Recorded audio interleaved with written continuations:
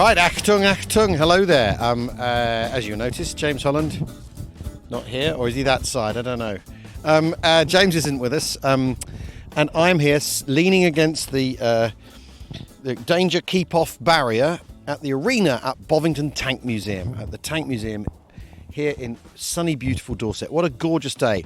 And what is today? Well, it's Tiger Day Eve. That's what it is. It's the night before Tiger Day, when Santa Tiger wraps up all your presents and puts them at the end of your bed. Because here's the thing about we have ways of making you talk. Regular listeners, you know this. I know this. We downplay the tiger because there's just too much tiger porn, basically, out there in the world of tank appreciation. Too many of you are too hot for the tiger. So James and I resist. Maybe we've basically got tiger envy.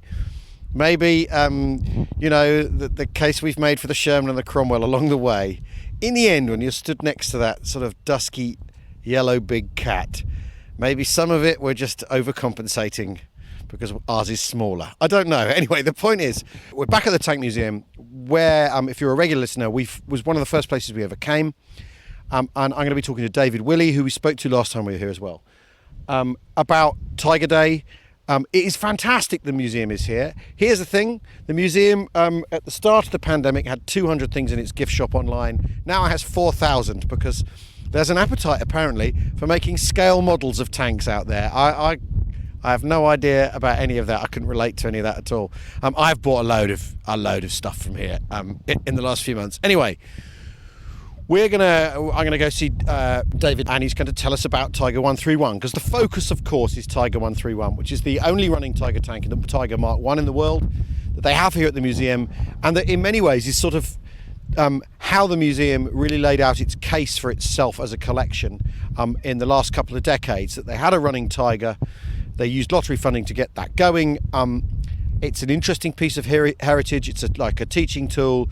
It's not exactly a piece of living history, but a great deal of the museum's philosophy is tied up in the tank. So I'm going to go listen to David, and he'll tell us of the torturous story of where was this Tiger tank captured, because apparently there's some dispute about where it was, because there were two encounters on the same day, blah, blah, blah.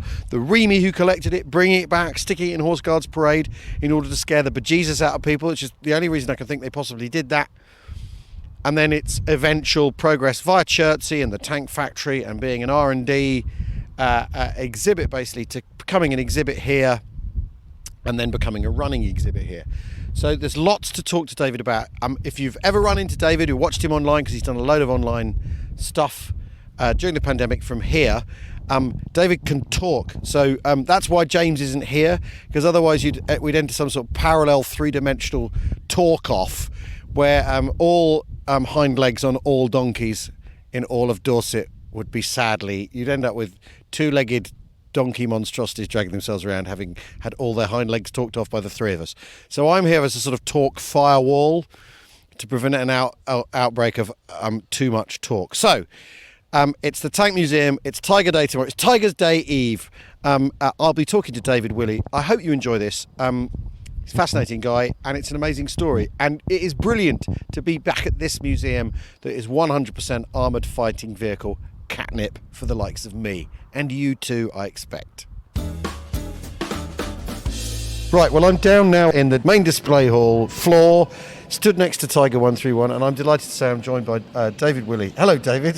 Hi there, welcome back. It's a great pleasure to be back. And of course, you were one of our earliest, I think our first location trip we did with We Have Ways, helped us get started. But Tiger 131, I know I've done a thing where I say Tiger, Tiger, Tiger, Tiger, Hitler like it because it's big and all that.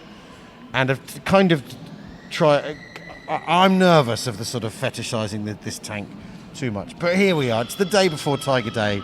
We'll let that go. We'll fill our boots with Tiger stuff. This tank, I was struck. We've just watched your talk in depth about this tank in particular. The thing I was really struck by right from the start is, even in the design of this tank's design takes into account to an extent how resource poor the Germans are. Yet here it is, this great big monstrous machine.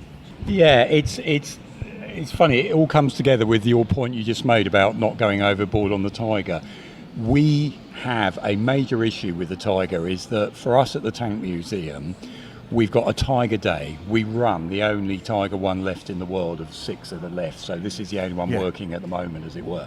And yet, at the same time, the rest of the time, I'm standing here saying, but remember, there was only 1,300 of them. Compare that with the Shermans. So when everyone's coming out with we're part of the problem in a way by making the Tiger more impressive than perhaps it was, or giving that impression. At the same time, I have a tendency, if I'm not careful, I can go too far the other way, which is, ignore it, it wasn't that. When in fact, of course, when it comes on the battlefield, we're looking at a vehicle that it is such a leap forward in terms of thickness of armour, of gun power, of, for at least a year or so, potentially what it could do on the battlefield with very little fear of the enemy. Meant it was such a huge step forward if we look in overall tank design. But immediately I want to qualify myself to saying, actually, but there weren't that many of them, so it doesn't make a big difference. So constantly it's that dilemma. Yes, you're it's sort of a snakes and ladders thing when talking about the Tiger, isn't it? Because, after all, the year of the Tiger tank is 1943, really, isn't it? That's the year where it has dominance on the battlefield. There's nothing to match it. 1944, I mean, the thing that's striking about this is captured. This is 131. When's this captured? So it's in April of 43. Right. So you're looking at, you see, the thing is the first ones are going out late 42. Yeah. They have this disastrous start because they've got, like any new bit of kit, it's got a lot of teething trouble. Yeah. So that's not unique to the Tiger. And because it's a leap forward. So. But here they've got things they're learning on the job, but they go out to the east. A couple of them, or 6 of them, go out to Eastern Front. They have major problems there. These are being built. Hitler's behind the program, so you've got this issue of him constantly saying, "So what's going on next?" He wants to be updated. What's happening with the Tigers? And as I was mentioning earlier, one of the things that amazes me about this is a Tiger that comes out of the factory in February, is captured in April in North Africa. Yeah. The unit that's being formed to crew it, the CO, is put in charge of it literally and told the following week they're going to be moving off to Tunisia. Yes. So one of the other points that not only is the technology new and bound to go through some problems, but a lot of the crews that have been put in these tanks, certainly in the early days, have, they are just new to it as well. So they're learning on the job. Yeah. So I speculate that might be one of the reasons why Tiger 131 is captured in the state it is, because again, whether the crew, the guy from Remy, who's sent out to help recover the tank, one of the things he mentions, he thinks the engine may have overheated. Are we looking at a crew in this tank who basically, if you've got a brand new car and it's 2 months later, you're going to be driving that car a lot more than these guys ever have the chance to drive this tank? Yes. Brand new vehicle, 2 months later, do you know what every button does? Yeah. Can you really get the best from it? Do you see? So I still think there's a lot of suppositions that we sometimes go through with it was such a powerful tank and weren't they the best and didn't they have the cool uniforms, everything. Take it apart, I think the story's a little bit more subtle. Well, and also, I mean, there's a lot of... I'm struck by actually how much damage there is on this tank. I mean, especially at the back, all the engine assembly and the exhausts and stuff are smashed up. The two big exhaust cowlings, that's what these are, aren't they? Yeah, they're protectors, so you just basically didn't touch them, or they get hot anyway. And they're punctured and shattered and crushed. And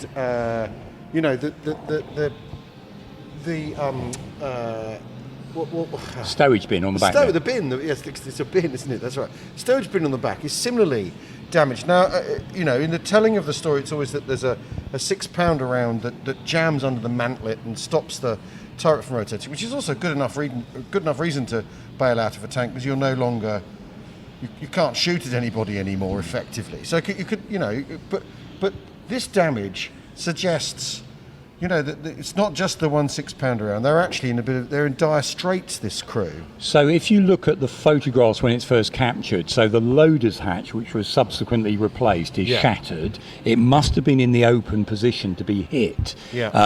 So when you see the damage that's done to that, if you were in that space behind it, no doubt, as I was saying earlier, it probably gave you a bit more than a headache. If you go into the driver's position, the early photographs when it was first captured, there's there's quite a bit of an indentation and smashed metalwork above your head. Yeah. So, and we're around the rear of the tank, you can see at the moment, so this is almost certainly blast damage from high explosives that have gone through things like the FIFO air filters, etc.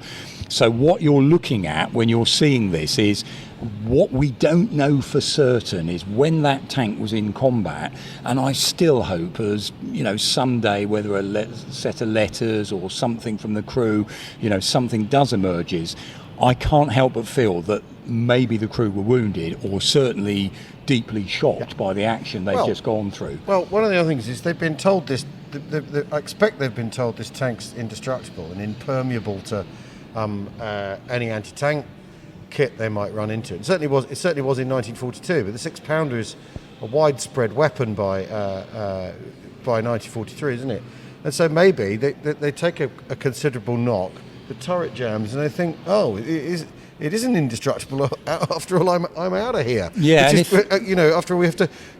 Although they're you know, and again, lots of conceptions you have to sort of chip away at. Although they're steely Germans, and although they're a schwerer Panzer outfit, they're still blokes. And just as you said in your talk, that when a British guy first saw it, I shit my fucking pants, whatever it is.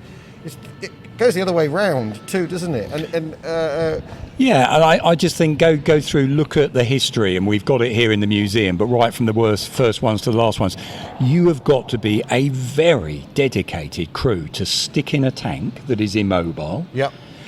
You've got to have nerves of steel, because again, if you look at the photographs when it's captured, the British soldiers are really close and up around it. Yeah. So the idea, again, if you're in an immobile vehicle or someone stalled the engine, again, read all the accounts. Yeah. The first urge is to abandon the vehicle fairly quickly. Yeah. Well, because you're just waiting to go up in flames otherwise. The next one's going to actually kill us all. So and that's true. I don't care what you know, for any side. Look at the British in Normandy. Yeah. Okay, sort of, you know, when you bail out, etc. The fact that some of the tanks were recoverable, you know, so when we go to things like Goodwood, the fact that loads of those tanks that the guys have abandoned are very quickly put back into action. But if something's come through or something stopped you, the first urge is your life is still more important than that bit of kit. I mean, I'm loath to criticise. After all, it's like the American paratroopers were fined if they used their reserve unnecessarily. Well, who's to judge that? Yes, Your pay got docked. I mean, obviously, this tank, when it was first seen on the battlefield, this is a massive culture shock, because there's a Mark III over there, isn't there? And just the sort of, it's a mini Moog and an Audi Q5 in terms of so we're difference. back to this, trying to sort of compare and contrast and everything, but 10 centimetres of frontal armour on this, when you only look at the time, we're still coming out there, you know, there's photographs of things like Valentines, Crusaders and everything passing by a knocked out Tiger. The 88mm gun that could quite effectively knock out pretty much every British tank on the battlefield from about 2 kilometres away. So there is no denying that this is a step change in tank design, and used well is a real difference, you know. And if you read their early accounts, the troops coming back, yes, they're full of, we can't get the spare parts, yes, we can't get this, we can't, or they're breaking down all over the place, etc. But at the same time, they are absolutely delighted by the fact that they can be on the battlefield, and if you read that, you know, how they're supposed to use them at 45 degrees to the enemy, etc., you know, you're almost in some circumstances impervious to enemy fire. So it means what they talk about is tactically you can move across, you can go places on the battlefield that any other person will be thinking, well, hang on, let's skirt around the edge here, let's not do this. These guys go straight at you across, you know, because they just know whatever's being fired at them, very little chance early on it's going to penetrate. So it's this, again, we come back to, you know, this is a very powerful bit of kit in the right hands, with everything going in the right direction at the same time. The key one I come back to all the time is, but the chances of you as an Allied tank soldier bumping into one is still remarkably thin, because there's not that many of them out there. Well, and most of them, the majority of, unless I'm wrong, are deployed on the Eastern Front anyway. Yeah, so you're, and even there, again, statistically, this is a pinch in the ocean compared to the number of T-34s, and KVs, in fact, etc. It's an upgun Mark IV that's doing the donkey work. Yeah, or Sturmgeschütz later on, so it's what's the typical. Yeah. Back again, actually, we're at the Tank Museum, we always talk about tanks, but tanks aren't even typical on some of the battlefields. Yeah. So, back to actually, some infantry go through most of the war and don't see tanks that often. Yeah. So it's another one where we tend to sort of put the laser light on what we're interested in or what the story in our area is, but most of the rest of the day, actually, it's about artillery, it's about infantry, it's about the blooming boredom of warfare. Yeah. A tank going past is, sometimes quite a major event. Yes, which is why it gets written up. Yeah. Of course. It's why then attention's focused on it. When the British get hold of this, they ship it back to Chertsey, to the tank factory, and what do? They take it apart and put it back together? I mean, did they find a manual? Is there a manual with the... They don't actually... They've captured documents that actually help, and we've actually published, years ago, there was a HMSO book, which is basically the British intelligence summaries, and we're about to republish that, so keep an eye on our website. Wonderful, will do. That book actually shows what we knew about the Tiger from press cuttings, etc. Yeah. When we've got the captured tank, what they're doing, first of all, is they're looking at it, are there points of vulnerability? So some are taken off for firing trials, so when they've got other Tigers. This one is stripped pretty much. Is there things we can learn to, whether it's to emulate, to copy, to understand a difference? So it's hard sometimes to say, did we actually pick up anything from this Tiger? Well, that was going to be my next question. What is there to learn apart from we need to get a 17-pounder onto a medium tank hastily? Yeah, so we've already going down that route in a sense. Yeah, so a 17-pounder is no bad thing. We can, so if you look at Tiger 131, one of the first things they do is they film it driving around for a recognition film. Yep. So this is how we identify this chaps, which is still a key, in modern warfare as well. So we don't have what's called blue on blues. We're not firing our allies. We know, when we should be panicking, etc. So that idea, it's filmed that way. I don't think that when you read the reports, there's anything they slap their thighs and go, my goodness, we never thought of that, let's copy this chaps. But what it is doing is influencing that idea of the gun and armour race is one we need to be further up that chain on, because we are either going to have to get the 17-pounder or later the 77mm that goes on the Comet with enough penetration to make a difference on the battlefield. Yeah. So that is a key outcome. We know we have got an issue. And the other one is just basic tactics, which is, okay, we fired at the front, we fired at the side, you got a 6-pounder chaps, have a go at the side, you're pretty much on for that. Yeah. So it's that kind of what you might call the firing trial experience. Well, so that's let the tank come on to you then. I mean, on a recent podcast, we looked at one of the war diaries for Arnhem, and it's the HQRA report, and he's saying, why did we lose our 17 pounds and 6 pounds? It's hard to say, but here's how the infantry perform, and the infantry keep forgetting that they think you've got to bring the gun to the tank, whereas in fact what you've got to do is get the tank to come to the gun. Now obviously you can read that and think, oh well, yeah, that makes it, but we're talking about lots of nerve here, and lots of nerve required to get a Tiger to come into your anti-tank screen and your trap and wait for him to be at the point where you're shooting into his side. He's effectively flanked you for you to be able to do that. So there's quite a lot. That's requiring quite a lot of cool nerve, training, planning, and all those other. So one of the lines I said earlier is when I've talked, I had the great privilege here, and they're getting thinner on the ground all the time. But if you ever, and I say this to everyone, get a chance to talk to a World War II veteran, firstly tip your hat to them, sort of thing, and then that idea that what they sometimes say, the thing that fascinates me is that reading accounts, talking to veterans, everyone had a unique experience of the war. Yep. So you do have to be a little bit careful that we don't sort of make everybody's experience the same. Yes.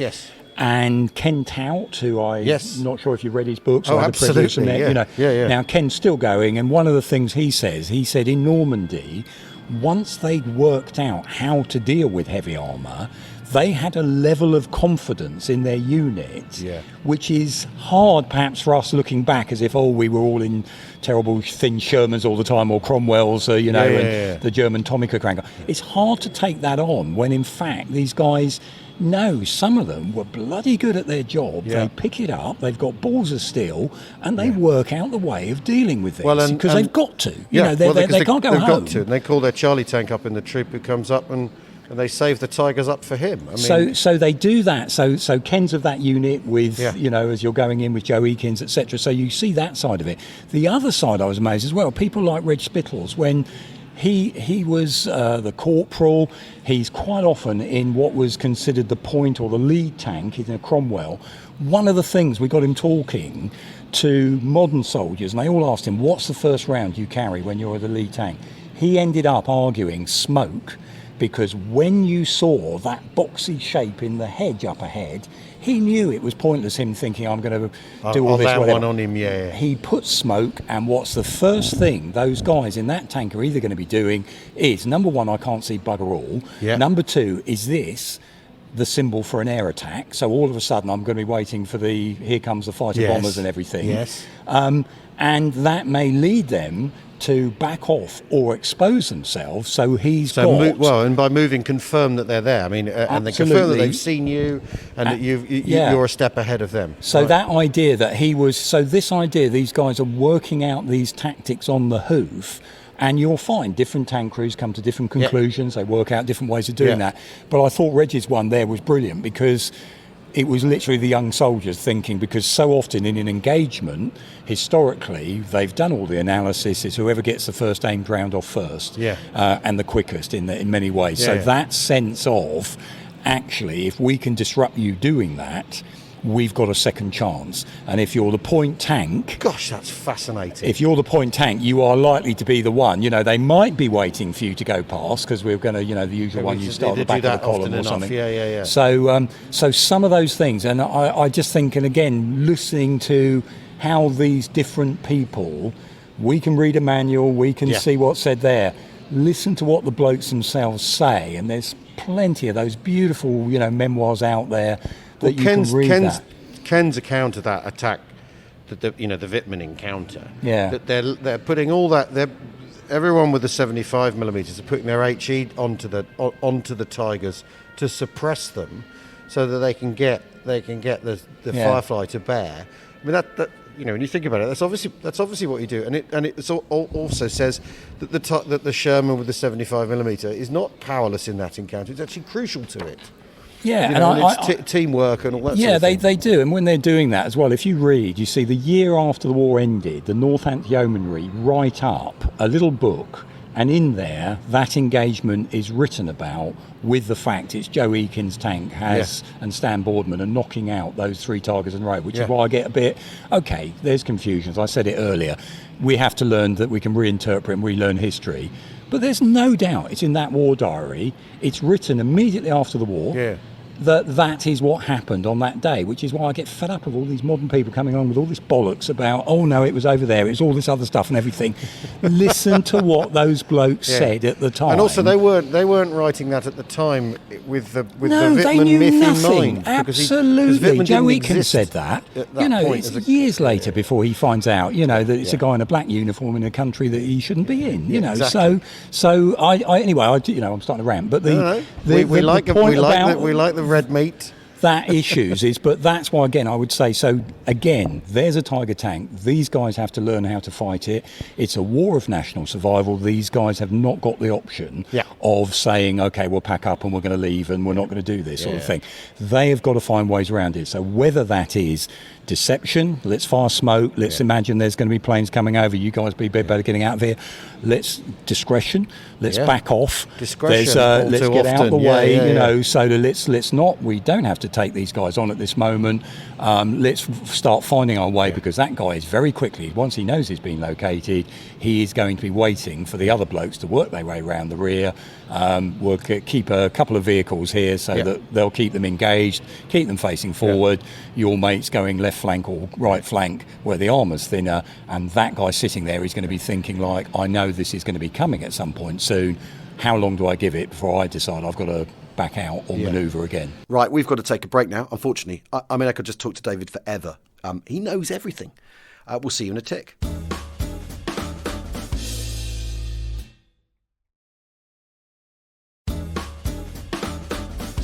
Welcome back to We Have Ways of Making You Talk. I'm talking to David Willey at the Tank Museum, the curator of the Tank Museum, to myself and for you. How fantastic is that? Here we go. Now, to change the subject completely, restoration. Famously, this is the only running Mark 1 in the world. You centre the day around Tiger Day. It's a massive attraction. You've got your platinum members here, whatever you call them, and the museum has adapted and survived incredibly nimbly to deal with the pandemic and the challenges it's offered, and I've bought an awful lot of gear from your model shop. When you're restoring a vehicle like this, I'll compare it to something in my professional life. There's a venue in Leeds called the City Varieties, which is where they used to film the good old days. It's a music hall, a proper Victorian music hall, and it evolved from 4 buildings, I think pubs that were all next door to each other, that gradually the owner bought more of them and knocked through and built a theatre inside the building. And they did a massive English heritage restoration on it that I finished sort of 7 or 8 years ago. It's beautiful, but they had to decide which year they were restoring the Leeds City Varieties to. And I think they picked a year out of the hat, like 1898, whatever. But obviously they had to put a modern PA in, and modern lights. But they got an unobtrusive modern PA and unobtrusive modern lights. And then they had to decide how they were going to get wheelchairs into the building. So you've got this beautifully, perfectly restored, but there's an enormous glass lift on the outside of the building and a hole punched into the building to get, which is fine and fair enough. What year do you pick? Do you put a wheelchair lift in as analogies? You know, how do you, you know, because if the point is having it running, surely what you do is stick a modern engine in it so it's reliable, it starts every time, it won't catch fire and destroy your exhibit, you know, and all those sort of things. How do you make those decisions? So we are officially we're what they call an accredited museum with a designated collection. So there's standards that we have to try and work to, and there's industry, what I would call advice. Yeah. And the ethic really is where you can save originality, you should. There are things that cross that, so sometimes we're looking at materials that are now banned. We've got asbestos or whatever. Of course, yeah. You just can't say, oh well, you know, it's original asbestos, let's keep it there. Yeah. Sorry about your lungs, chaps who are working on it. You know, that you just can't do that. So some things have to change. When we first restored this tank, a modern fire suppression system was put in there by a company called Kiddie Gravner. Very grateful to them because of the risk of a petrol engine of this age suddenly causing an engine fire. And historically, we know these things were not uncommon. And you lose this incredible historic exhibit. So an engine fire, you might be able to rescue most of the vehicle, but it's still going to be a fairly damaging thing to happen, and it's not going to look good if that's on the media or the day you're driving it. No. So ultimately, we took that out because it was very intrusive in the engine bay and other things we were doing. So I would argue there is no right or wrong answer, but you might want to ask yourself a better set of questions to give a product at the end or a set of answers that fit your establishment, what you're trying to achieve, and what we are. If you're a private person, you do what you damn well like with it because it's yours, Yeah. We are a public, in essence. We're an independent charity. We're doing this on behalf of the Royal Armoured Corps. We're telling their story, everything else that way.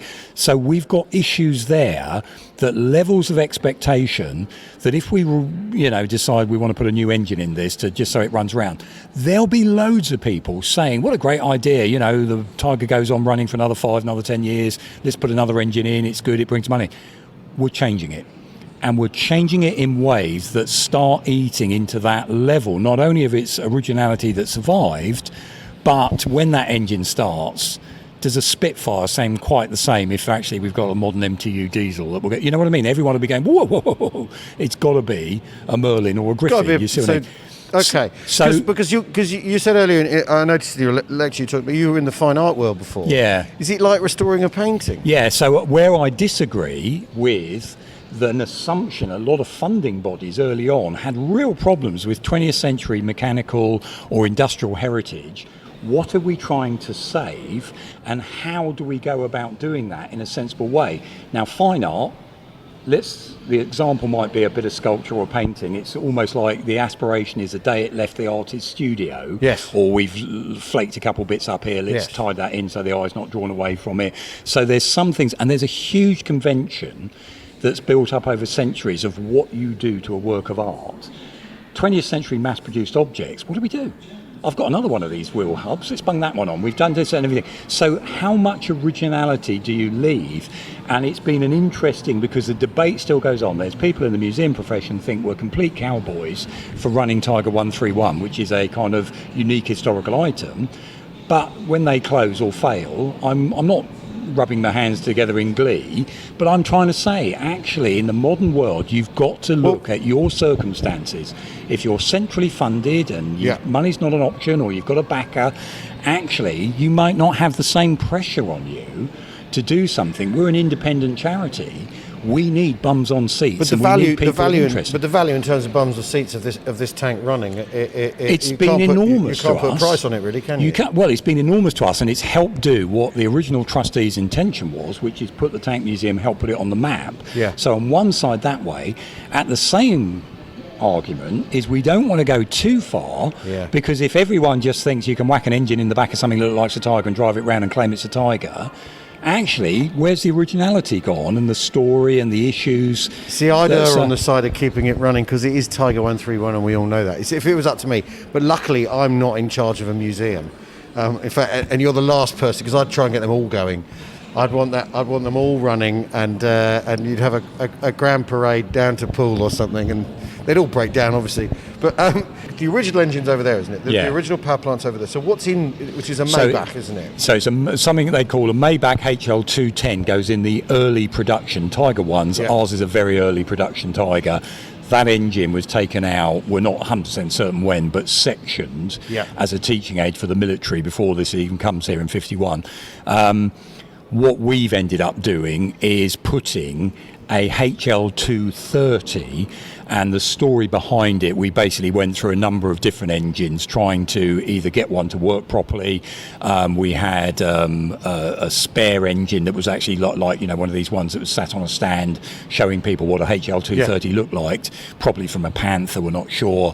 One had a twisted block. We've done a whole load of things. So the actual block that is in there at the moment that's running is actually a new old stock block that we were able to fit a lot of the original bits of running gear to, pistons, etc. And it's running. So what you're listening to is a World War II engine that was in a Tiger 1. It wasn't in this Tiger 1. Right. How many hours to run this for an hour? How long do you run it for on Tiger Day tomorrow? So we do, what we tend to do is we run the tank about twice a year. It's run up on the Wednesday before it goes out. And the word in military terms is track mileage. We limit that track mileage. Yes, of course. So we don't wear it down too much unless we absolutely have to. And then whenever it runs, it's either got someone in or someone's paying us a bit of money to enjoy the day or doing whatever. So, we're trying to milk it that way, unashamedly. So when it goes out, it'll be doing like a couple of laps, which I think will end up being like on the course by the time it's finished, probably a couple of kilometres maximum before it's coming back inside, having done that around that track out there. And we limit the number of, like when we were on the Fury set, it was all the arguments, how many gear changes, how long, how whatever. So we really try and do that. Within the same time, there is no point trying to start it up and do it all if you haven't let the engine get to the right temperature, if you haven't, you know, so you don't want to do it the wrong way, which is limiting in some areas, and the next minute you're wearing it out quicker by doing that. Does it get the equivalent of the footballer's ice bath afterwards, you know? It does. It has basically an oil change. Right. And it's put to bed. The way we do it in different ways, how it's put together and put to bed again afterwards, it's a lengthy process. In fact, we're just missing at this moment. Chris is actually talking that start-up procedure, how we go through all of that, just making damn sure everything's done in the right way and everything's recorded. So we write in a book because, again, the driver's told every time if he hears a new rattle, stop. We'd rather investigate that than he just keeps going. Exactly. There's no radio in there to turn up and drown it out like you do in your car. So that's a very, you know, we want to know if there's something going wrong, or the temperature gauge. They're always told, don't care if there are thousands of people watching, we'd much rather you pull over and we investigate than you just keep going because, oh, come on, it's a tank, let's push it. You know, it just doesn't work that way. And how many spare engine blocks have you got? And how many spark plugs? And how many miles of wiring? And we've been doing an inventory because I'm still amazed at what we do find. We have a backlog of storage issues, so we've got huge old stillages full of stuff that came down from the army, you know, sometimes it's 10, 15 years ago. We either had to take it at the time or it was dumped, you know, so we've never been able to go through. So it's really hard for us, hand on heart, to say we've only got the following, because we were surprised ourselves to see how much we've got that we are looking at the moment, putting together a spare engine for this tank and looking at what's the prospects for the future. How long do we give it? Are other people going to be starting to cast new engine blocks? When do we start saying, almost your point, when do we start saying, do we try and keep originality by removing bits, but they can go back when the life of the running vehicle comes to an end, you see, so you're putting it back that way. The turret it does, but the issue with the vehicle, when it was hit, it's actually indented, so that lovely turret ring is not perfect. We have in the past actually recorded it rotating under its engine power, but we don't like doing that anymore because, to be honest, there's a couple of points you can tell it's struggling, which are pinch points from when it had the battle damage. Because you wouldn't be able to drive it through this door with a turret sideways, would you? Well, you have to turn. The interesting thing is, of course, we have to turn the turret sideways to lift the engine deck. To go through the start procedure.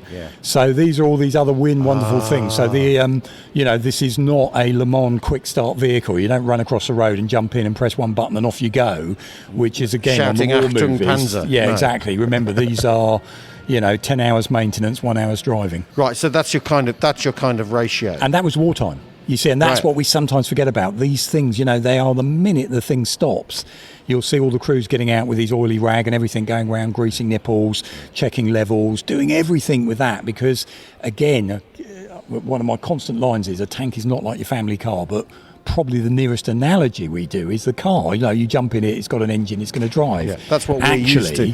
That's how we're used to relating to vehicles, motor vehicles. This is hugely labour intensive just to get that hour's driving. Why would well, I think I know the answer, but we've touched on it twice. There are only 1,300 of these. Why are there so few? Why did they build so few? Why did they not crack a proper mass production thing? Because in your lecture you show that the wheels are essentially being made in they're being made in workshops. They're not being made on a production line basis. So you end up with that thing that the parts don't match. That each Tiger is, although it has the appearance of a piece of mass-produced military equipment, they're actually all individual and bespoke in a sense. And when you look at the riveting on a Spitfire, you know, the wartime riveting of a Spitfire, that's being done by Mavis at her own pace and her own distance, and it's not done uniformly and not the way we do it now. Where obviously you'd have a machine punching the holes. Why weren't they able to turn it round, and why are there only 1,300? Yeah, so the skill sets available in Germany, one of the things I was talking earlier is Hitler's fascinated by the motor industry. He loves the Henry Ford. He thinks his work practices, everything. He wants that Germany to copy that. The German motor industry is tiny in the early 30s when he comes to power. He goes to the motor show every year in Berlin because he wants to show the Nazi party's backing. He puts money into the Mercedes racing team, etc. Yeah. He famously backs Porsche for the people's car. Although they only make one. Exactly. So you pay all your Reichsmarks towards it as a people's car, but you don't actually get one because the war comes along in between. So there are a whole host of things that Hitler is trying to get Germany better at. But the truth is the war has come early for the German military. They have a major issue in terms of production facilities, raw materials, and of course oil and petrol. Yes. To actually keep the vehicles going. So there's one set of arguments that sometimes we're almost mocking the Germans. The propaganda gives us a view of the Stukas, the tanks racing forward, the sophisticated kit, but the rest of the German army is coming up way behind on its boot leather and with horse-drawn transport. But it's like you can't fault their ambition. In a sense, for want of a better way of putting it, and this tank is a good example of that because they were going to put a 75mm gun on, but with a taper, but it requires tungsten. They haven't got that. They haven't got the tungsten. The tungsten's too expensive. The wheels, as you said, they're all ever so slightly different. Well, they're rubber coated, and before the end of the Tiger 1 production, they have to go over to steel wheels because they haven't got enough rubber. Even synthetic rubber, they can't make enough. So there is this dilemma that the Germans have of going for sophistication, but can they make? You see, you could argue because they couldn't make mass-produced numbers, even if they were making simpler things, because they simply didn't have the raw materials or couldn't give enough petrol. So everyone says they should have made another 1,000 Stugs, but if they hadn't got the fuel for another 1,000 Stugs... Which is demonstrated in their aircraft production. After all, where the fighter production in 1944 is incredible, but there's no fuel, pilots or fuel. No pilots. Slow hand clap. Well done, everyone. So you could argue in a way that they made the right amount of Tigers because that's the amount of Tigers they could make. It's a tricky one. So you've got arguments on both sides. Could you have made it more simple? Could you have done... They couldn't have followed the American or Russian model in those sheer numbers. No. Because they just didn't have the industrial backing or the raw materials to do it. At the same time, you do wonder, there's, when Speer comes along and he's talking to Hitler, one of the things they try and do is knock on ahead these vanity products and this range of different types of vehicles, which they're all aware creates problems for themselves, and they are trying to learn from the Allies.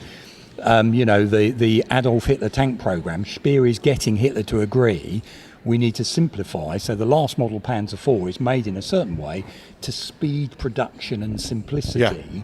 So those things are going on, but to us from the outside, it just seems so ridiculous that the Germans are building things like a King Tiger, the biggest, thirstiest tank of the war, when they are running out of fuel and they're having to change the design of the wheels, so there's just a sausage of rubber pinched in the wheel to try and take the vibration out. Just because they can't help themselves. And it's that peculiar dilemma, although some would argue they probably did the right thing, because actually going for technology, if they can't go the other way, why not go top-end technology? It's an issue because it's so pertinent, Right military now. Background, Dad. Exactly that. Right this minute. Absolutely. We're talking to the army about this. There is no point you having a Formula One of tanks if the driver is only capable of learning how on a Ford Transit and doesn't have the skill set to get the Formula One car going. Yeah. Do you see what I mean? So why give them a really sophisticated bit of kit if there's too many things to go wrong, or they don't have enough training time or skills to get the best from it? Yeah. Well, but then you also need a culture that's attuned to armoured warfare anyway, if you're going to build tanks. And which of course we are in Britain, aren't we? Well, I don't know. I mean, this is the great impenetrable. Don't fall for it. We are still going to have tanks. We're going to do an upgrade on Challenger 2. That was all a bit of ankle showing of people trying to say, let's get the argument going beforehand. So you heard it here first, folks. You did. So we have ways getting exclusive. The upgraded Challenger 2. with the gun from the Leopard on it. So it's basically a 120. Don't ignore all this stuff about the 130 going on that RBSL have put out. That's just a bit of fantasy stuff. That's not what the program is. But that very tank is up the road from us as we speak. So it will happen. It just won't be enough numbers to make the slightest bit of difference in the future. If should the balloon go up, right? Yeah. Okay. One last question, because you have a busy day tomorrow. You're a busy day getting ready for tomorrow, and I can't tell you how much. I mean, I really would love to pick your brains actually all day on this and then be here tomorrow, but we can't do that. What happened to the Tigers? We know the history of this tank extremely well, sort of in intimate detail. In fact, it's probably the best recorded Tiger tank of the Second World War, isn't it? Down to the last nut and bolt. Although interestingly, you don't really know where it was knocked out and where it was pinched. Quite. Sort of do, but don't quite. Which I think is really, really interesting. That something this well documented. New history comes like all the time. Yeah. But this is the nature of history after all. Is you uncover and think, oh, hang on a minute, they were the other way around after all. What happens to all the Tigers at the end of the Second World War? I mean, the Russians have got some, the Americans have taken some, stick them on ranges. So there's one thing that it still fascinates me today, because sometimes you get people saying, oh, they did that, or we tell some story about here's one on the range being shot, and they all email in saying, oh, the Philistines, why did they do this and everything? Well, number one, during the war there was a war to win, so we just had to know how to beat the bastards first. So stop all this caterwailing as if they should have been thinking about the games play or model makers of the modern era, and they should have saved more of them, shouldn't they? We'll lose to fascist Germany, shall we? But just so that you've got a tank or two left over in the, so there was an absolute key issue. They have to get on top of, first of all. The second thing is, I'll do the analogy now, so it's like Iraqi armour. So after the first Gulf War, huge amounts of kit came back. It was bomb-bursted around the country, played with, done, gate guards, everything. None of us give a monkeys about that at the moment, but there will be a point in the future where people say, that was an original Type 59 that was captured in Iraq. You see what I mean? So at the moment, we don't give a monkey. Now, if you're also in one of those countries that Tigers ended up in, so it's it's by the side of the road in France. This is a symbol of oppression. They were the invaders. Get that bloody thing out of my sight. All right. So one or two. There's that King Tiger in the Ardennes, isn't there? And I've always sort of wondered about that, because I understand Shermans as gate guardians or as memorials or centaurs or Cromwells or whatever all over Europe. I get that. But there is that Königstiger, isn't there? There's a Tiger 1 by the side of the road in Vermoutier in Normandy. Now, what's that all about? That was pushed. It was pushed off the road, went down a bank, was hard for the scrapmen to recover, but they did start cutting it up. And then by the mid-70s, they suddenly thought, well, hang on a second, this is now the level of interest is a different level, not scrap value, historical, isn't it good as a tourist thing, etc. So it's dragged up and put there. So sometimes you get these accidents of history, why something was saved. But a lot of the time you have to think about these are things that represent invasion and oppression. And they're also, if there's anything useful, let's go and use those wheels. You go around the Ardennes, you find every other farmer's got track links to keep his gate closed, with weights and everything. So let's use what we can, scrap the rest, get rid of it, and let's rebuild our society, because not everyone wants to remember there was Nazi tanks here, just last year, 5 years. Now we're all fascinated, we all want them, we all think they're the best things since sliced bread, every games player, every model maker, every, people interested. But interesting, we're not across that spectrum, you see, because tanks are big, iconic, sexy. How many people collect German wartime bicycles? An awful lot fewer, because they're not quite as woo, are they? You know what I mean? Well, certainly stood next to it is definitely plenty woo. David, thank you so much for talking to us. I hope tomorrow goes really well, and thank you again for your time today. It's just the most brilliant privilege to be able to come here, talk to the curator, pick his brains. He knows literally everything about this vehicle, and also to talk about what history is and how history shifts. Because there's been a lot of debate about history too. Aside from tank history, what are we saying it from? We're at the British Tank Museum in Bovington. We have a view from the British viewpoint, inevitably, and we're the Royal Armour Corps Museum. You'll go to a different museum, different part of the world, different periods, etc. That history is going to change how you look at it. And I'm fascinated by the fact that we're living through an era where the guys who did it are just dying out. how will history be rewritten when those blokes aren't quite around? Yeah. And I'm already, this is where we're acutely conscious here, already you've got people coming around, are you sure about this? Did the Holocaust, for example, really exist? Did you, all of those things, which for me, it's just, if you've met the man, talk to them. We've got an interview over there with a guy who was at Belsen being liberated. That, for him, what he says about it, and then the fact that at the moment in the world, there's people who quite happily come out and say, oh, that was just propaganda or something else that way. I've met the Rabbi Hardman who did the burials at Belsen. So, met him many years ago. The moment anyone starts with any of that, you think, no, exactly. We just did a gesture then that you wouldn't have heard on the podcast. Again, David, thanks very much for talking to us. No problem at all. Cheers, Total then. pleasure. Thank you.